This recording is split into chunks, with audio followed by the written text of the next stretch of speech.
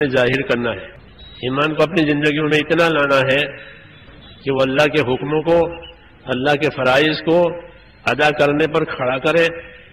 ایمان اتنا بنانا ہے جو اللہ کے حرام سے بچاوے۔ ایمان اتنا تیار کرنا ہے کہ اللہ کے دین کے کاموں کے لیے تیار کر دیں، تقاضے پر تیار کر دیں۔ ایمان بنانا حکموں والی محنت کے ذریعے سے یہ ایمان بنے گا۔ اللہ کے حکموں کی محنت میں تکلیفیں اٹھائیں گے، قربانیاں دیں گے تو اللہ تعالیٰ اس ایمان کو اندر سے پانی دیں گے، پھر وہ حرام سے بچائے گا، فرضوں پر کھڑا کرے گا کہ یہ تو فرض ہے، اس کو نہیں چھوڑ سکتے، یہ حرام ہے، اس کے پاس نہیں جا سکتے، اور یہ دین کا تقاضا ہے کہ یہ نہیں چھوٹ سکتا۔ تو اپنے ایمان کو اتنی طاقت دینی ہے آخر تک، اور اپنے اعمال کہ اپنے اعمال کے اندر استقامت اور پابندی پیدا کرنی ہے کہ جس عمل کو شروع کیا بس وہ موت تک رہے گا۔ اس میں سب سے زیادہ عبادتوں کا اہتمام کرنا ہے کہ ہماری عبادتیں صحیح بھی ہو جائیں اور عبادتوں میں ہم پابند بھی ہو جائیں۔ دین عبادت کے راستے سے آتا ہے اور معاملات کے راستے سے نکل جاتا ہے۔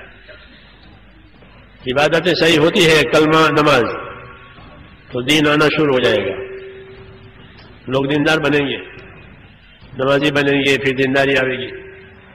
تو آتا ہے عبادت کے راستے سے، اس لیے کلمہ نماز سے بات شروع کراتے ہیں۔ نکل جائے گا معاملات کے راستے سے کہ عبادتیں بنائی اور اپنے آپ کو حرام سے نہیں بچایا، لین دین حرام ہو گیا، کھانا کمانا حرام ہو گیا، کہ وہ عبادت کی جان نکل جائے گی۔ اس لیے ایمان کو طاقت دینی ہے کہ جو اللہ کی عبادتیں ہیں، فرائض ہیں، وہ ادا ہو جائے، جو اللہ کے حرام ہیں اس سے بچنا نصیب ہو جائے۔ ہاں، حرام سے بچنے والا سب سے بڑا عبادت گزار ہے۔ اتق المحارم تکن اعبد الناس، حدیث شریف میں اتق المحارم تکن اعبد الناس، کہ تو حرام سے بچ جا، پھر تو خدا کا سب سے بڑا عبادت گزار ہے۔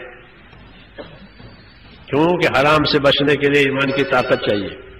تو اس محنت میں یہ ملحوظ ہے کہ ہماری ایمان میں اتنی طاقت آئے کہ جو ہمیں اللہ کے فرضوں پر، اس کے حکموں پر کھڑا کرے، اس کے حرام سے بچائے، اور اس کے دین کے نام پر جب کوئی تقاضا آئے تو تیار ہو جائے۔ اتنا تعلق پیدا کرنا ایمان کے ساتھ، اور اپنی ذاتی زندگی کو دیندار بناتے ہوئے اپنے ماحول کو بھی دیندار بنانا ہے۔ ہمارے گھروں کا ماحول دینی بنے، ہمارے گھروں کا ماحول دینی بنے۔ گھر میں کوئی چیز ہوگی تو کسی کو دے سکتے ہیں۔ پڑوسی نے کہا کہ میرے گھر مہمان آئے ہیں، آپ کے گھر میں اچار ہے؟ کہ ہاں لے جائیے۔ میرے گھر مہمان آئے، ٹھنڈا پانی ہے؟ ہاں لے جائیے۔ گھر میں چیز ہوتی ہے تو آسانی سے دی جاتی ہے، وہ گھر میں ہی نہیں ہے تو کس کو دیں گے؟ تو مسلمان کے گھر میں دین نہیں ہے تو کس کو دے گا؟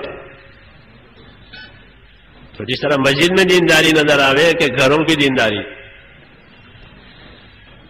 کسی زمانے میں ایسا ہوتا تھا کہ ہر مسلمان کے گھر میں ایک جگہ ہوتی تھی عبادت کی، اس کا نام گھر کی مسجد، مسجد بیت، اس کا نام تھی گھر کی مسجد۔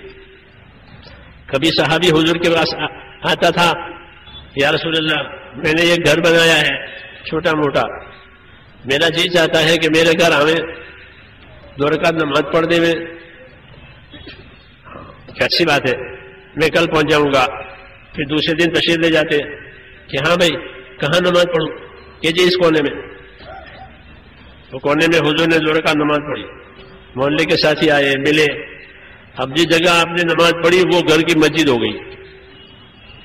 یہ عام مسلمانوں کے گھروں میں تھا، جیسے آج بہت سی غیر ضروری چیزیں ہمارے گھروں میں گھس گئی ہے، ایسے وہ ایک ضروری چیز گھر کی مسجد، اس کو مسجد بیت کہتے ہیں، گھر کی مسجد۔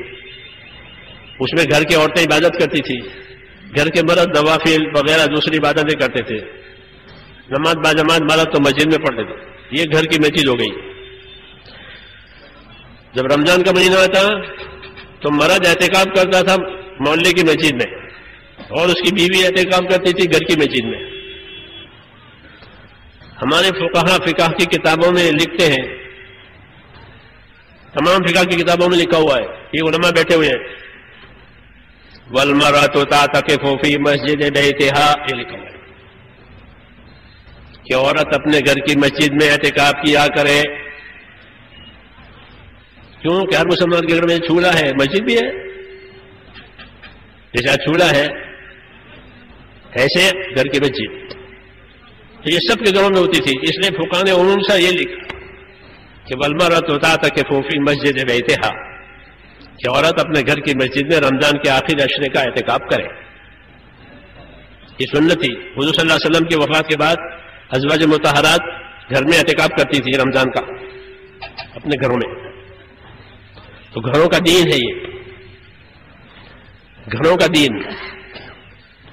اسے اولاد جو ہے دیندار بنتی تھی، کیونکہ گھر میں دین ہے، گھر میں نماز ہے، گھر میں سلام کر کے آتے ہیں، سلام کر کے جاتے ہیں، سنت ہے گھر میں سلام کر کے داخل ہو، اپنے بیوی بچوں کو سلام کرو، تو تمہاری بیوی بچوں میں اور تمہاری محبت پیدا ہوگی سلام کی وجہ سے. سلام کا اثر ہے یہ کہ گھر میں سلام کر کے داخل ہو، سلام کر کے گھر میں سے نکلو، تو تمہارے درمیان میں ہو. تمہارے فقہاء یہ لکھتے ہیں کہ تمہارے درمیان میں، تمہاری بیوی بچوں کے درمیان محبت پیدا ہوگی. سلام کی سنت، کہ سلام کی سنت کا ثواب ملے گا، اور سلام کی سنت گھر میں ادا ہوئی ہے تو گھر میں برکت ہوگی. یہ گھروں کا دین. گھروں میں اپنے بچوں کو تعلیم دیتے تھے، قرآن کی حدیث کی تعلیم گھروں میں. حضور صلی اللہ علیہ وسلم کی بیویوں کا حکم تھا اپنے گھروں میں رہو، تو گھروں میں رہ کر کے جو حکم آتے تھے، جو وحی آتی تھی، وہ اس کو یاد کرتے تھے، یاد کرائی جاتی تھی، پوچھنے والوں کو مسائل کا جواب دیتی تھی. تو گھروں کا دین، ان کے گھروں میں دین ہے، وہ گھروں کا دین نکل گیا ہے. اس محنت کے ذریعے سے یہ لانا ہے. اس کا پہلا قدم گھر کی تعلیم جو آپ نے سنی ہے وہ اس کی ابتدا ہے. باقی اصل کہ گھروں کا معاشرہ، گھروں کا ماحول ہمارا دین ہی بنے. ہاں، جن گھروں میں اللہ کی عبادت ہوتی ہے، قرآن شریف کی تلاوت ہوتی ہے، اللہ کا ذکر ہوتا ہے، تو آسمان والے ان گھروں کو ایسے چمکدار دیکھتے ہیں جیسے زمین والے ستاروں کو چمکدار دیکھتے ہیں. اس کا نور ہے. نہیں تو گھروں کے اندر ظلمت آتی ہے، ہاں، پھر جھگڑے ہوتے ہیں، ہاں، پھر لڑائیاں ہوتی ہیں، کیوں کہ اندر بے دینی آ گئی ہے. یا ایھا الذین آمنوا قوا انفسکم واہلیکم نارا، اے ایمان والو اپنے آپ کو، اپنے گھر والوں کو دوزخ کی آگ سے بچاؤ. یہ حکم ہے، اپنے آپ کو، اپنے گھر والوں کو دوزخ کی آگ سے بچاؤ. کہ دوزخ کی آگ سے کیسے بچائیں گے؟ حضرت علی آیت کی تفسیر کرتے ہیں، اے علمہم الدین، کہ ان کو دین سکھاؤ، گھر والوں کو دین سکھاؤ، خود بھی دین سیکھو، گھر والوں کو دین سکھاؤ.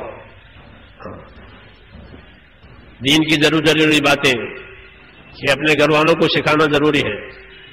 طہارت کے، پاکی کے مسائل کو دوسرا آدمی ہمارے گھر والے کو سکھانے نہیں آئے گا، آپ کو سکھانے پڑیں گے کہ پاکی کے یہ مسائل ہیں، حید نفاس کے یہ مسائل ہیں، غسل کے یہ مسائل ہیں، یہ بتانا پڑے گا. نہیں تو وہ بے خبر ہے. تو گھروں کی تعلیم اس کی بنیاد